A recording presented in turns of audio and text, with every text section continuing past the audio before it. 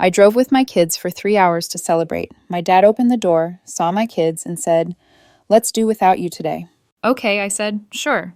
I took the gift back to the car. 30 minutes later, my mom called. Why did the venue say you canceled the deposit? Without thinking twice, I returned and announced, "This is the last time I ever tried that hard for parents. The last time I let them talk to me like that, treat my kids like an inconvenience, and act like I was some forgotten obligation instead of their daughter." It was their anniversary, 40 years married. I spent weeks planning this thing, spent more money than I should have. I even bought them a gift that felt like a real gesture: 2 tickets to Hawaii, round trip, hotel included. It cost more than our last family vacation. But I told myself, if there was ever a time to go big, this was it. My husband was supposed to come, but he got sick the night before. Fever, chills, the whole thing. I offered to cancel. He told me to go. I packed up the kids, 7 and 5, got snacks, water bottles, car games, iPads, fully charged. We left by 8 o'clock a.m., drove a little over 3 hours. I didn't expect a parade when I showed up, but I expected something more than what I got. The house was already crowded when I pulled up. My brother's car was in the driveway, parked sideways like he owned the place. His wife's SUV was right behind it. The same brother who lives 20 minutes away, who never has to explain himself, whose kids could probably set the house on fire and still be greeted with applause. I was used to that. It still stung, but I was used to it. I told the kids to stay buckled for a minute while I brought in the gift. I remember the box, gold wrapping, simple bow. Inside were the tickets, with a little note I wrote at 1 a.m. the night before. I told them I hoped this would be the trip they never forgot. I rang the bell. Dad answered. His face didn't change when he saw me. No smile, no, "Hey, you made it." Just a glance past me to the car.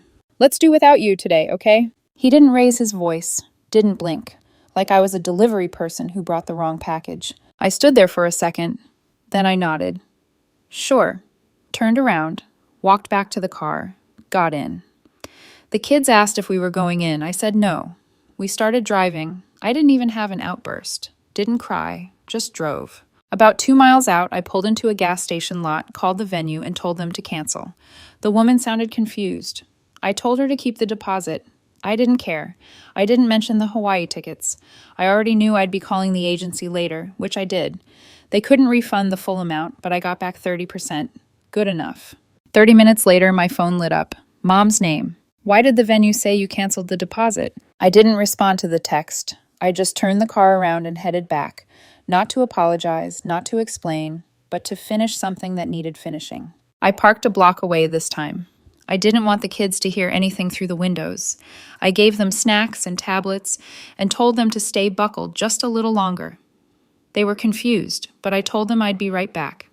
I locked the car, turned around, and started walking. No gift in my hands this time, just a tight calm in my chest, like something finally clicked into place. The front door was slightly open, people coming in and out.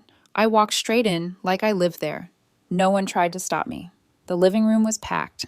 Neighbors, church friends, people from Dad's job. My brother stood by the counter with a beer, his wife hanging off his arm like they were at a wedding reception. There were appetizers, cheap champagne, and music playing softly through someone's Bluetooth speaker. I walked right into the center of the room and said it. The party's canceled. The venue's done. I pulled the deposit. This is the last time any of you treat me like I don't exist. Everything stopped. The music, the conversations, the glass someone was about to pour.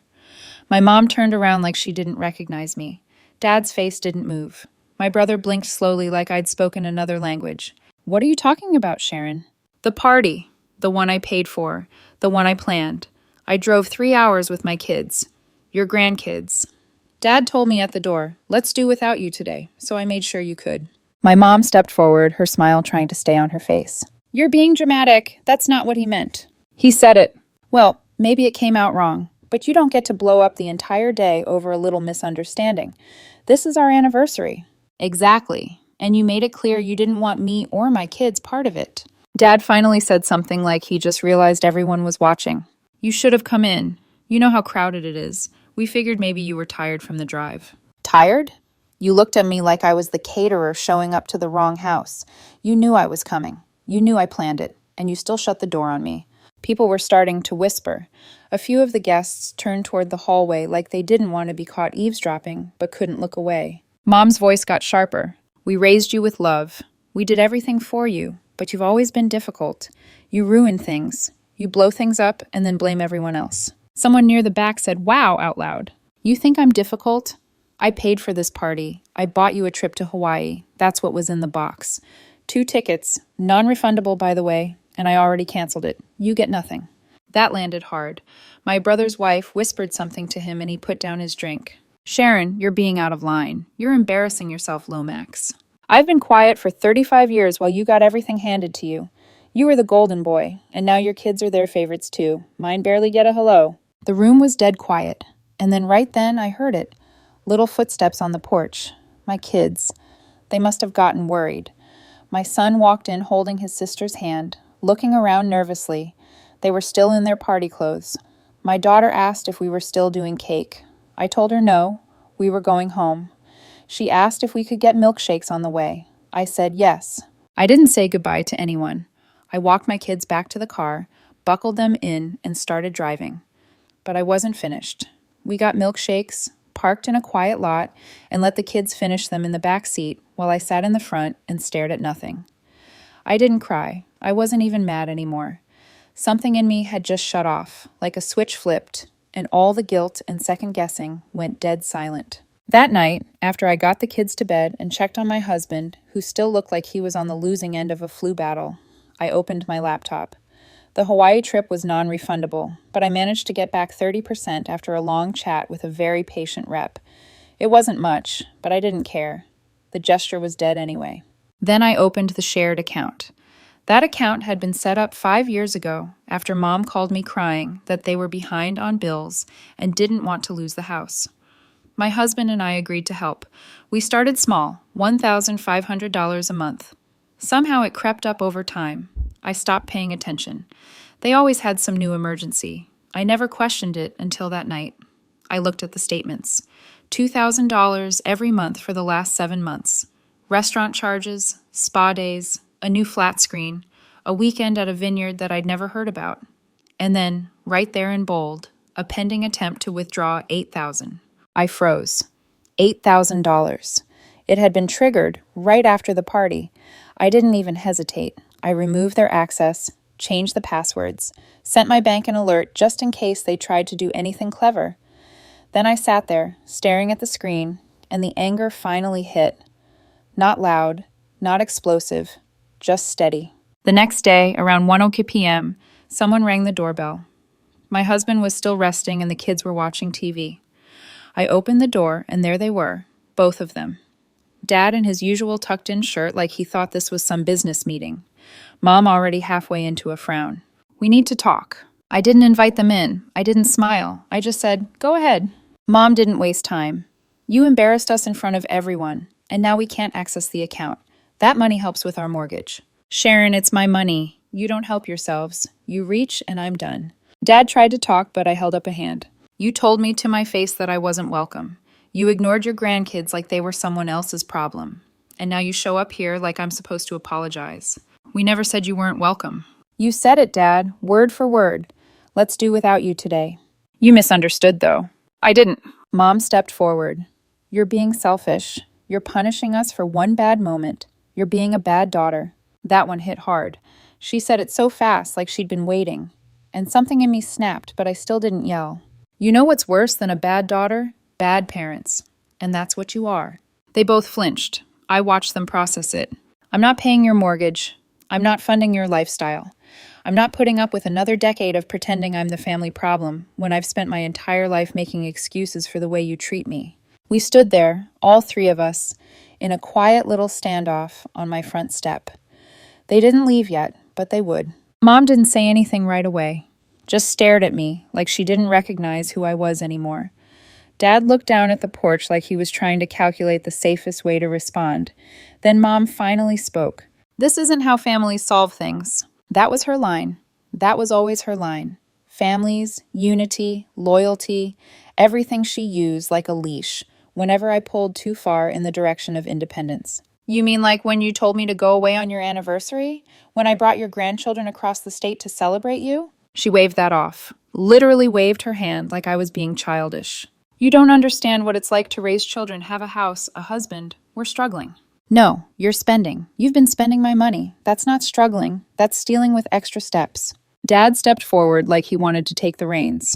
We didn't ask you to cancel the party. You did that to make a scene. Just like when you canceled Christmas that year because your kid had a cough. You mean when my daughter had pneumonia? Sharon, though, no more stories where I'm the unstable one.